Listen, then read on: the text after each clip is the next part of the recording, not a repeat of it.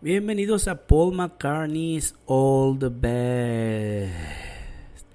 El día de hoy te voy a hablar de mi canción favorita dentro del repertorio de los Beatles y obviamente cuyo autor es Mr. Paul McCartney. ¿Aplausos?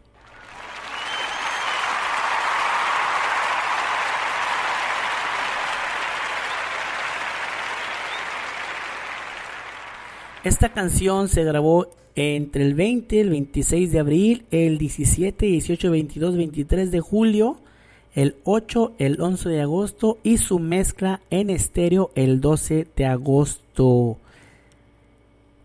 ¿Qué tal? Un montón de tomas, pero menos fastidiosa que Maxwell Silverhammer para los Beatles restantes, ya que aquí sí participa el buen John, ya había regresado de su accidente. Paul graba las vocales y el piano con la guitarra, no juntos, pero sí las graba él. Lennon hace las voces de fondo junto con su guitarra.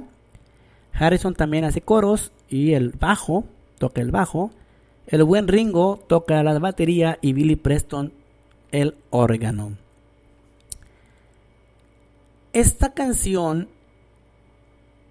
de Paul McCartney quedaban como sándwich más bien, en medio del lado 1 de Abbey Road, cuando el álbum era un disco de vinil, ¿verdad? O un cassette. Y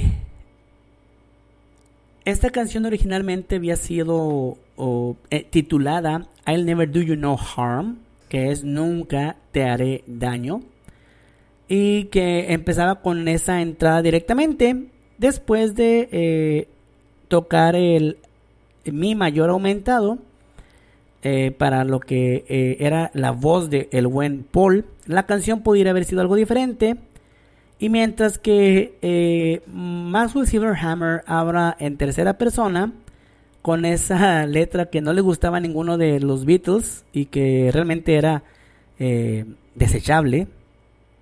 Oh Darling es una canción personal, sin mucho sentido. Es como una petición de reconciliación, de lo cual después Paul McCartney estaría desarrollando los tracks y la exasperación que él causa al resto del grupo grabando. Maxwell Silverhammer totalmente se quitó cuando empezaron a grabar Oh Darling, centrado en su voz, en su interpretación de la canción. Así que a través de una semana más o menos a la grabación de la voz líder, Paul se fue al estudio casi siempre todos los días por las tardes a ensayar la canción, con el objetivo de dar a su voz esa rudeza, esa rasposidad, pudiéramos decirlo hablando en términos cristianos, apostólicos y santanes, que había tenido, de como si estuvieran cantando, como si él hubiera estado cantando continuamente toda la noche en el escenario, día tras día. El ingeniero Alan Parsons recuerda que Paul llegaba muy temprano a hacer la parte vocal de Oh Darling. Él llegaría, la cantaría y diría, no me gusta, la intentaré después mañana. Él solamente lo intentaba una vez por día. Quizá estaba tratando de capturar cierta rudeza o cierta crudeza que solamente podía lograrse en el cambio de voz cuando estaba ya cansado o cuando estaba recién despertado. Y recuerda que él decía 5 años después como que el resultado había sido realmente extraordinario. Digámoslo así, una interpretación vocal que superó todo lo que él había hecho hasta entonces. Es posible que al final de esta grabación, la parte final, el grito final que se escucha, hubiera sido grabado entre el 18 y 22 o 23 de julio, más o menos en esos días, y que hubiera sido tomada de diferentes tomas, valga la redundancia. donde estas mezclas sería una mezcla maestra, y es muy posible que al estar juntando los tracks, Paul escogiera el mejor momento de cada una y los pusiera juntos dentro de la grabación. Es decir, en cierta forma está trucado el efecto de la voz. Al escribir Oh Darling, Paul ahora sí brilló mucho en cuanto a sus palabras, eran más inteligentes, y las líneas y las letras iban directamente al hecho de que iban hacia I Want You.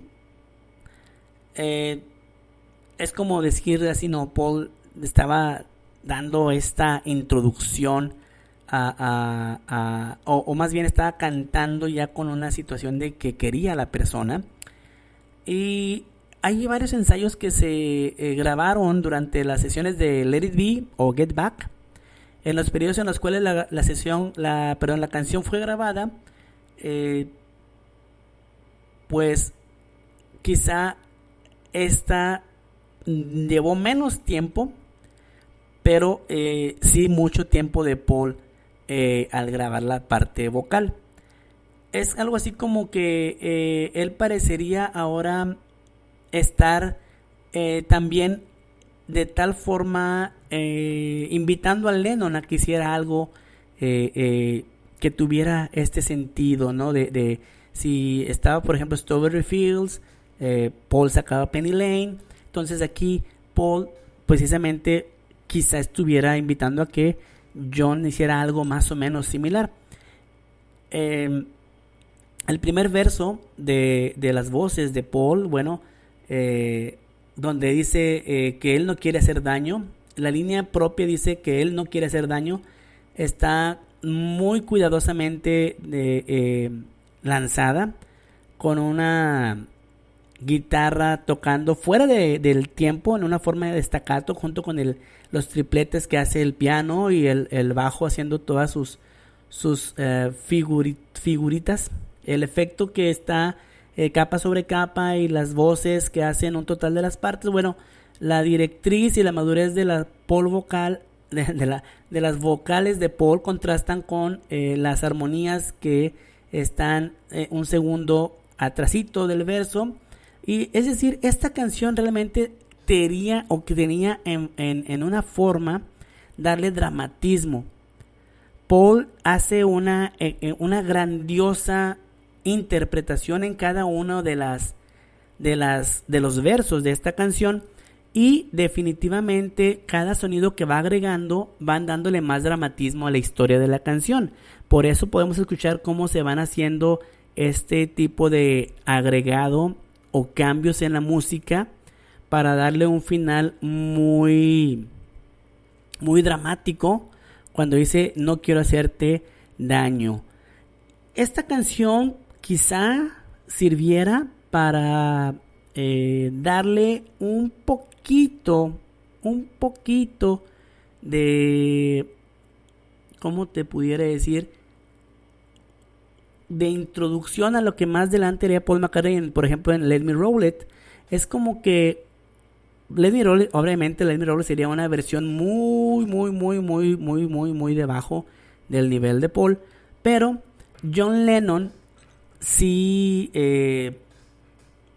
quería cantar esta canción, ya que creía que su voz quedaba más y le hubiera hecho más justicia al sentido o al sentimiento de la canción. De como quiera, creo que aquí es muy difícil creer que John o cualquier otro hubiera logrado lo que Paul hizo. A pesar de que John comentó que él hubiera hecho algo distinto con la canción, después no le quedó más que decir que había hecho un muy buen trabajo en esta canción. Y creo que no hubiera quedado a hacer, no sé, en los ensayos de Let It Be, ahora con esta nueva toma que hicieron ahí de Peter Jackson, y que Lennon intenta cantarla, al menos en el registro que Paul tenía pensado hacer, no le queda. Lennon no alcanza los tonos o las notas que Paul sí logra alcanzar.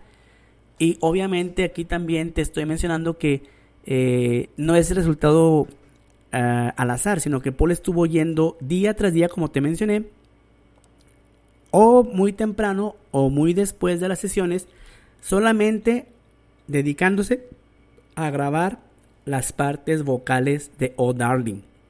Entonces, aunque la canción la escuchamos y lo que dura es solamente esos 3 minutos y tantito, llevó días y días de grabación tras grabación, descarte de algunas ideas, descarte de algunas partes vocales, y fue ensamblando así la versión final.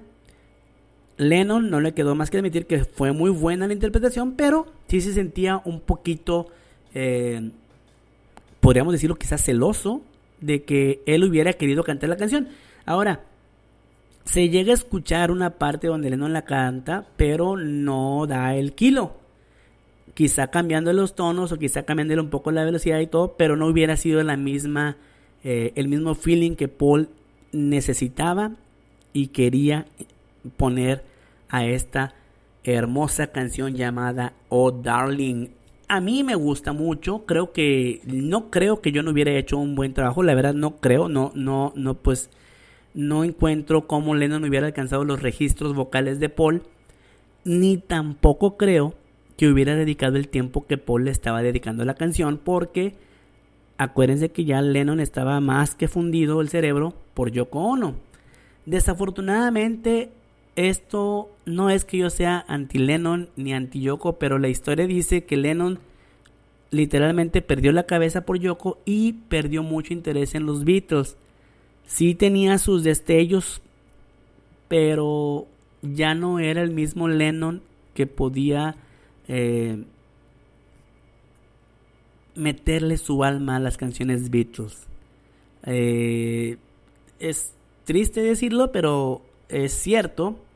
Ya Lennon no estaba tan interesado en los Beatles. De hecho, antes de empezar cualquier cosa, él ya había renunciado a los Beatles. Le dijeron que se esperara porque acaban de firmar un contrato.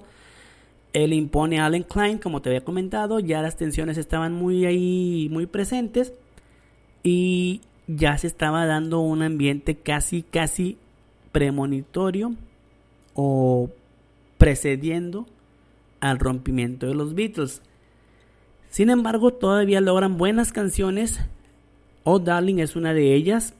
Paul quizá hubiera grabado el órgano, pero es muy probable que Billy Preston hubiese grabado también por ahí algunas partes.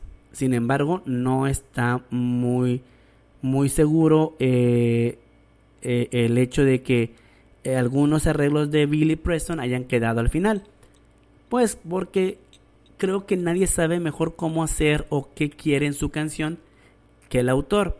Afortunadamente, ahí todavía los demás Beatles hacían peso a Paul, y algunas cosas ya no estaban de acuerdo, o le decían que las dejara o tal cual cosa. Se daban largas discusiones, obviamente, y es por eso que cuando se separan, pues quizá el que más éxito tuvo, bueno, no quizá, sino históricamente el que más éxito tuvo, fue el que más contuvieron dentro de las sesiones Beatles, que fue George Harrison.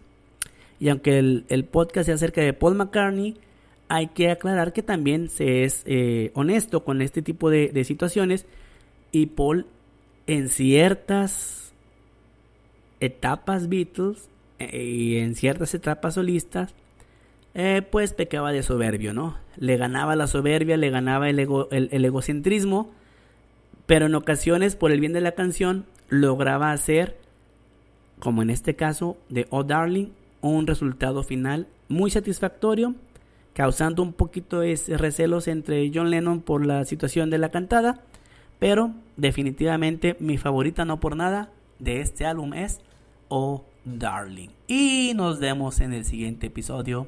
Hasta luego.